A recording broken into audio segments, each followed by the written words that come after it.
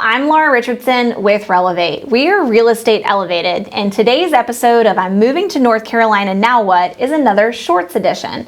So today's episode is actually talking about new construction. So these are just a few things that you can consider changing when you choose to build your home. Some of these might be more obvious than others, but there are a few that you have to make these decisions early on because there's no going back. The first one is window placement. So when you're in the design phase and you're looking at engineered plans, ask your designer about natural light feeding into the home. This is really important because you actually can change the window location, but it can change some structural stuff that once done, there is no going back. It's really important to look at all sides of the house as well. If those windows are going to have neighbors on either side, whether or not they can actually view more easily into the home is always something to consider. Or if you're on a large lot that tends to have some trees, is that going to block the natural light to where you need a little bit more opportunities for it to filter in? Another thing to be cognizant of with your windows, if you have any kind of porch on either the front or the back of the home, are the windows large enough to let in that natural light into the space? The second one is color scheme. Most people know that they can make some design changes when it comes to the color schemes, but a big one includes flooring, paint, both on interior and exterior, counters, even your roof shingles, and then finally the type of siding, so when it comes to brick and stonework. Always work with a designer if possible, especially when you're going to the custom level, to make sure all of this blends together and that the materials are not too different from one another. The third one is gas-powered items. So anytime you have gas coming into the home, you need to make sure that the pipes are installed before you put in drywall and flooring and all of the fun stuff. This is part of that structural period where the plans need to be conducive to the intention of the home. But some places that people often don't think about when it comes to gas, because of course you think about your stove or even your fireplace, is a grilling station. Do you plan on doing a lot of entertaining out back? Do you need a direct gas hookup? Another one that's super fun, but again, needs to be thought of in the beginning, is if you're going to have any gas lighting on the exterior of the home.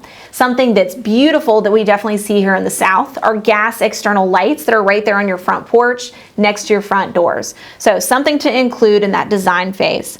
The third one is outlet placement. So this one seems a little nitpicky, but if you're in your living room and you're thinking about where your furniture is going to go, do you need outlets in the floor itself? These are typically for any kind of floor lamps and things that will accent the space.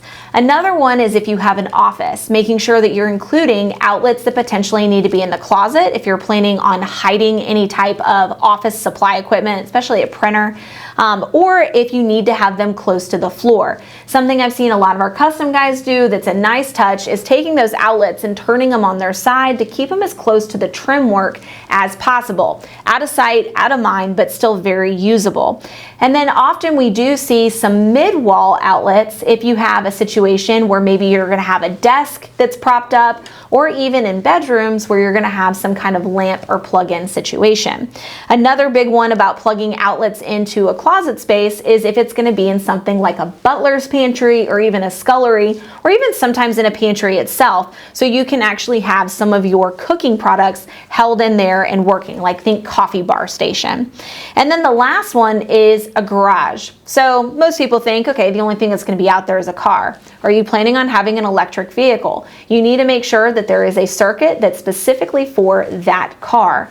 Another big one is making sure if you have an extra washer and dryer hookup. A lot of folks have young children that are playing sports, and maybe you want to keep that stuff kind of out of the main house. Or in some cases, if you have a particular hobby like horseback riding, you do want to keep that equipment also in the garage space. Make sure you also design for that.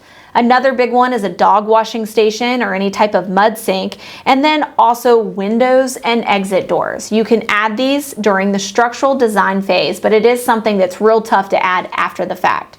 So these are just a few tips, tricks, and suggestions you can make to your builder, and make sure to ask those very early on so you don't miss the opportunity to do these things. I'm Laura Richardson with Relevate.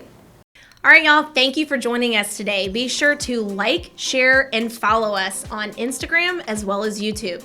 We're also on Apple Podcasts. Again, I'm Laura Richardson with Relevate.